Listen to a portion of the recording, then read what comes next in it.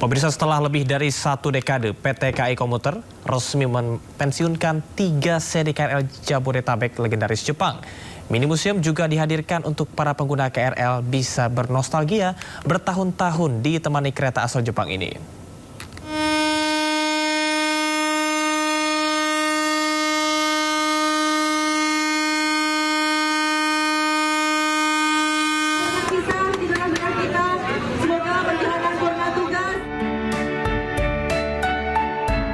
Suasana haru menyelimuti stasiun Jakarta Kota saat 3 seri KRL legendaris asal Jepang menutup perjalanan terakhirnya.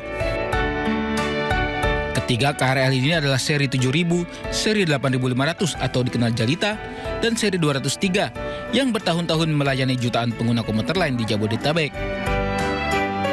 Sarana KRL asal Jepang ini beroperasi di wilayah Jabodetabek sejak 2006 dan 2010. Kereta-kereta ini menjadi saksi pertumbuhan kota dan kemajuan industri perkereta-apian nasional.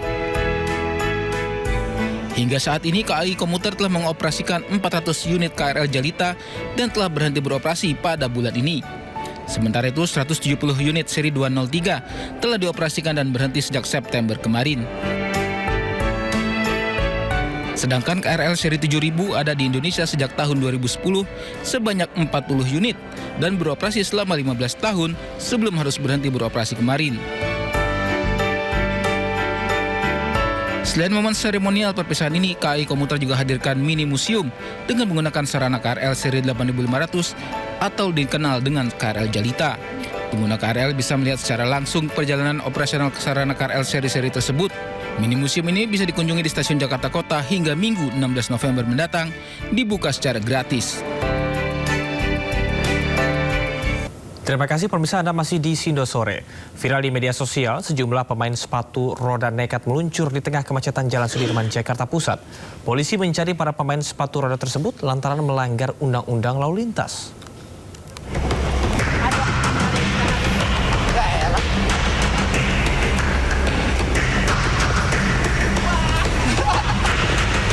Video 3 pesepatu roda meluncur di tengah kemacetan ibu kota Jakarta beredar di media sosial.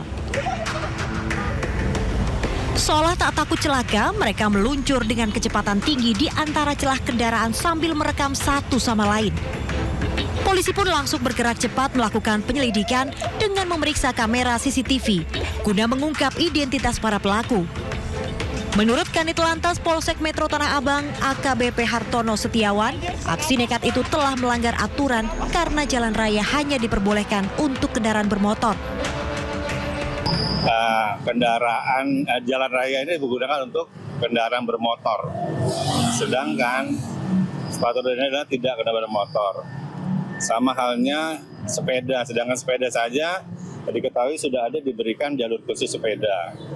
Nah, ini maksud untuk memberi kenyamanan atau keselamatan bagi dirinya sendiri maupun pengguna yang lain. Polisi menghimbau kepada masyarakat untuk patuhi aturan berlalu lintas. Ancaman hukuman penjara hingga 15 tahun pun bisa dikenakan bagi pelanggar aturan. Dari Jakarta, Rani Sanjaya, iNews melaporkan. Presiden Republik Indonesia Prabowo Subianto tiba di Sydney, Australia, memulai rangkaian kunjungan kenegaraan. Kunjungan ini menjadi momentum penting dalam memperkokoh kemitraan strategis Indonesia dan Australia. Pesawat Garuda Indonesia 1 yang membawa Presiden Republik Indonesia beserta rombongannya mendarat di Bandar Udara Sydney Kingsford Smith sekitar pukul 22 waktu setempat. Prabowo disambut secara resmi oleh Menteri Luar Negeri Australia, Penny Wong, dan rombongan Duta Besar RI untuk Australia, Siswo Pramono, serta Atase Pertahanan Republik Indonesia, Laksamana Pertama, Yusliandi Ginting. Lawatan Prabowo ke Australia ini merupakan kunjungan balasan untuk Perdana Menteri Anthony Albanese yang berkunjung ke Indonesia pada Mei lalu.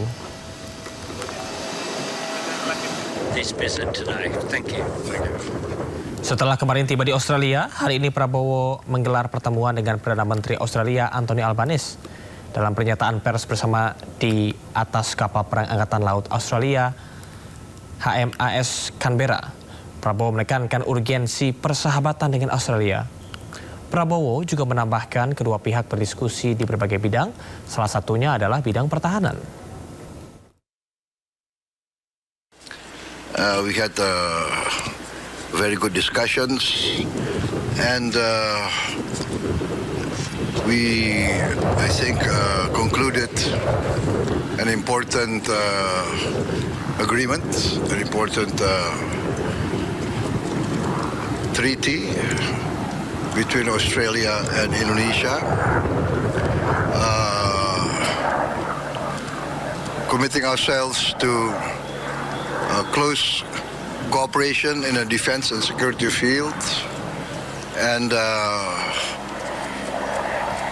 essentially reaffirming our determination to enhance our friendship and to, as partners, as close neighbors, our determination to maintain the best of relationship in order to. Terima kasih masih di Sindo Sore bersama saya Camar Haenda. Ratusan mahasiswa yang tergabung dalam Aliansi Mahasiswa Seluruh Indonesia menggelar aksi damai di depan Gedung Kejaksaan Agung Republik Indonesia di Jakarta.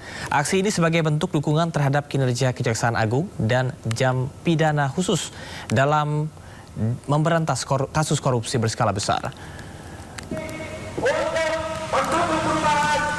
Sepanjang periode 2023 hingga 2024, Kejaksaan Agung berhasil mengungkap sejumlah kasus strategis dengan nilai kerugian mencapai ratusan triliun rupiah. Melalui jam pidana khusus, penegakan hukum tak hanya menyasar individu, tetapi juga korporasi besar yang merugikan negara.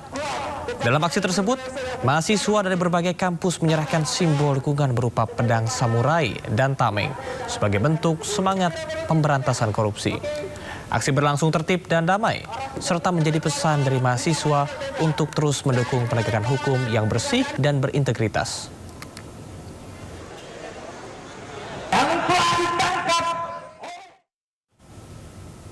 Dugaan kejanggalan proyek kereta cepat Jakarta-Bandung, Wush, makin terungkap. KPK tengah menyelidiki adanya kecurangan dalam pembebasan lahan, yakni penggelembungan harga tanah. Komisi Pemberantasan Korupsi mulai menyelidiki indikasi penggelembungan harta tanah serta praktik jual beli aset negara yang tidak semestinya dalam proyek kereta cepat Wush. PLT Deputi Penindakan dan Eksekusi KPK Asep Guntur Rahayu mengatakan materi penyelidikan terkait dengan lahan, yakni dugaan tanah milik negara dijual kembali kepada negara. Menurut Asep, dalam materi penyelidikan ini ada indikasi penggelembungan harta tanah jauh di atas nilai wajar sehingga negara mengalami kerugian signifikan. Ketika di dalam pelaksanaan proyek ini ada orang atau oknum, ya siapapun itu, apakah pengusaha, memanfaatkan proyek ini untuk mengambil keuntungan, jika meminta untuk dibalikin ke negara yang dia keuntungan tidak sahnya. Artinya misalkan pengadaan lahan. Nah, orang itu misalkan di pengadaan lahan yang harusnya di harga wajarnya 10, lalu dia jadi 100, kan jadi nggak wajar. Nah, kembalikan, negara kan rugi. Yang harusnya negara hanya membeli tanah itu dengan harga 10, kemudian di harga 100, balikin. Ini diproses pengadaan. Di tengah kepastian penyelesaian utang proyek kereta cepat Jakarta-Bandung, Komisi Pemberantasan Korupsi memastikan penyelidikan dugaan markup kereta cepat Jakarta-Bandung Wush tetap berjalan. Menurut Wakil Ketua KPK Johannes Tanak, penyelidikan dilakukan guna mencari tahu ada tidaknya dugaan tindak pidana korupsi terkait dengan proyek tersebut. Penyelidikan juga dinilai penting guna memperoleh kepastian hukum. Tanak meyakini Presiden Prabowo akan legowo menerima jika ditemukan dugaan tindak pidana korupsi dalam mega proyek tersebut. Sebab pemberantasan korupsi menjadi salah satu program unggulan Prabowo. Untuk mengetahui ada tidaknya suatu perbuatan tindak pidana korupsi. Ya kan? Kalau tidak ada ya selesai. Kalau ada, kita juga bisa sampaikan kepada Presiden, ini ada perbuatan yang dikualifikasi sebagai tindak pidana korupsi. Ketika ada, tentunya Presiden juga akan akan menerima karena beliau sudah mengamanatkan dalam asta cita ketujuhnya tentang pemberantasan tindak pidana korupsi. Jadi kalau memang hasil penyelidikan memang terindikasi cukup bukti ada perbuatan tindak pidana korupsi,